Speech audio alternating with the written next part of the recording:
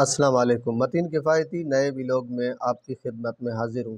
دوستو، ہم جب بھی کچھ کرتے ہیں تو بڑا کرتے ہیں اور لاجواب کرتے ہیں۔ ان مسلمان عظیم شخصیتوں کے بارے میں آج بات کرنے جا رہا ہوں۔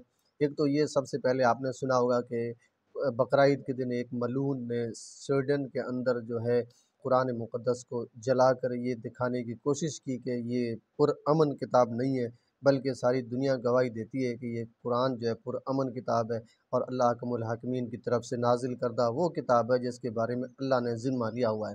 ایسے اگر کروڑوں بھی مردود نعین پیدا ہو جائیں تو ہمارے قرآن مقدس کو اور دین اسلام کو کوئی ٹھیس پہنچنے والی نہیں ہے۔ یہ ہمارا عقیدہ ہے۔ اسلام قیامت تک بڑھتا رہے گا۔ آج میں ان میں سے ایک شخص کا تذکرہ کرنا چاہتا ہوں۔ ایک تو اس نے جس سویڈن میں جلا کر ہمیں یہ بتانا چاہا، ہماری دلوں کو آزار کیا اور ٹھیس پہنچانا چاہا، اور ہمیں یقیناً ٹھیس پہنچی بھی، لیکن ہمیں امید ہے کہ ایسے اگر لوگ پیدا بھی ہو جائیں تو ہمارے قرآن کو، ہمارے مذہب کو کوئی جو ہے تکلیف پہنچنے والی نہیں ہے۔ ہم کسی بھی مذہب کی توہین نہیں چاہتے۔ ہم کسی بھی مذہبی کتاب کا کوئی ایک جملہ بھی جو ہے توہین آمیز زبان سے استعمال نہیں کرنا چاہتے۔ تمام مذاہب کا، تمام مقدس کتابوں کا، اور جو لوگ اپنے اپنے مذہب کو مانتے ہیں ہم تمام کا احترام کرتے ہیں۔ ہمارا عقیدہ اپنی جگہ، ان کا عقیدہ اپنی جگہ، ہم ان کو برا نہیں کہتے۔ ہم یہ چاہتے ہیں کہ پوری دنیا جس کو مرضی آئے، جس کو مانے اور جس کا جی چاہے جہاں جائے، ہمیں اس سے کوئی لینا دینا نہیں ہے۔ ہم صرف یہ چاہتے ہیں کہ جو حق اور سچ ہے وہ واضح رہے اور اس کو لوگ سمجھتے رہیں، بس، اور کوئی معنی نہیں ہے۔ تو وہاں پر اس ملعون نے جب یہ قرآن جلایا اور اس کے بعد اس نے یہ جو الفاظ بھی کہے تھے کہ یہ قرآن جو ہے پرامن نہیں ہے، لیکن اس کے بعد ابھی ایک اور ایسا بندہ پیدا ہوا جس نے اسی دن یہ رپورٹ دی تھی اور اسی دن اس نے عرضی دی تھی کورٹ میں، کہ سویڈن کی کورٹ میں، کہ میں بھی بائبل اور اسی طرح تورات کو جلانا چاہتا ہوں۔ تو اب اس کو بھی اجازت مل گئی۔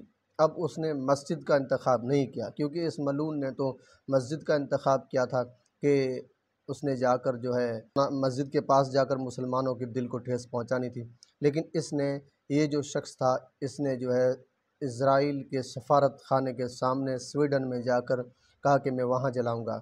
ساری میڈیا آ گئی، ساری چیزیں ہو گئی، اور دیکھتے دیکھتے اس کے ہاتھ میں لائٹر بھی تھا، اس کی ویڈیوز بھی آپ نے دیکھی ہوں گی، اور اس نے بڑے ہی پرامن طریقے سے اور بڑے ہی جو ہے ایک تاریخی الفاظ اپنے زبان سے استعمال کیے اور کہا، اس نے لائٹر پھینکتے ہوئے کہا کہ ہم کسی بھی مذہب کی کتاب کی جو ہے توہین نہیں کرنا چاہتے، ہم سب کا احترام چاہتے ہیں، ہم پرامن قوم ہیں، اور ہماری کتاب بھی امن کی طرف دعوت دیتی ہے۔ ہمارا رب ہمیں اجازت نہیں دیتا کہ ہم کسی کی جو ہے توہین کریں اور کسی کی مذہبی کتاب کو جلا دیں۔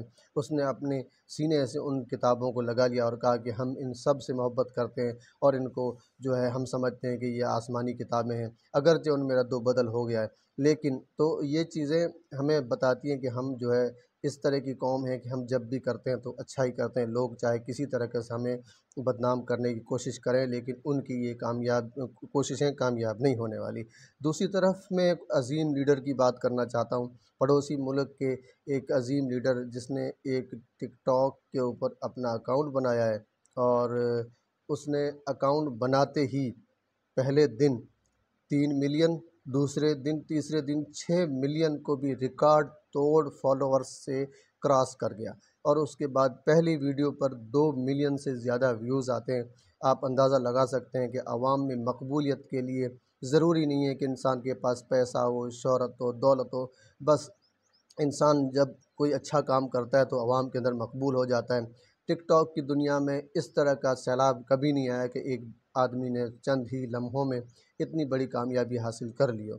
تو یہ میں بات کر رہا ہوں پاکستان کے وزیر اعظم عمران خان کی، جو سابقہ وزیر اعظم تھے۔ تو انہوں نے آپ سمجھ سکتے ہیں کہ انہوں نے کیا ایسا کام کیا ہے۔ انہوں نے ہمیشہ اپنی قوم کو قوم بنانے کی بات کی تھی۔ اسی طریقے سے انہوں نے دنیا میں کلمہ لا الہ الا اللہ کو بھی بلند کرنے کا جو ہے عزم کیا تھا۔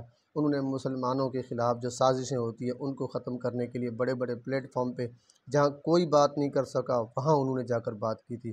تو یہ ایک بڑی دلیری اور جاں بازی والا کام تھا۔ تو ان کے ساتھ جب یہ ٹک ٹاک والوں نے دیکھا تو سارے، جیسے کچھ لوگ کہتے تھے ٹک ٹاک پورا ہل گیا ہے، اور یقیناً ایسا ہی ہوا ہے کہ وہاں لوگ حیران ہیں۔ اور میں ابھی انٹرنیشنل میڈیا پر میں دیکھ رہا تھا کہ وہاں بھی اس کے چرچے ہو رہے ہیں کہ ایک دن کے اندر ایک بندہ 3 ملین اور دوسرے دن 6 ملین سے بھی آگے فالوورز کو کراس کر جاتا ہے، ایک ویڈیو ڈالتے ہی وہ 200 ملین سے بھی کراس کر جاتی ہے۔ کتنی عجیب بات ہے! بس جس کو اللہ چاہے اس کو عزت دے دے، یہ اسی کے ہاتھ میں ہے۔ تو ہم آج ان چیزوں کے اوپر غور کریں کہ مسلمانوں نے ہمیشہ اچھے کام کیے ہیں۔ کچھ لوگ اگر کوئی غلطی کر جاتے ہیں تو اس کا ذمہ اسلام کے ذمے نہیں تھوپنا چاہیے، یہ ان انسانوں کی اپنی غلطی ہوتی ہے۔ ہم چاہتے ہیں کہ پورا ملک، پوری دنیا امن و امان سے رہے، اور ہر طرف جو ہے لوگ اچھے اچھے کام کرتے رہیں، برائی ہر سماج سے، ہر دور سے ختم ہونی چاہیے۔ بہت بہت شکریہ۔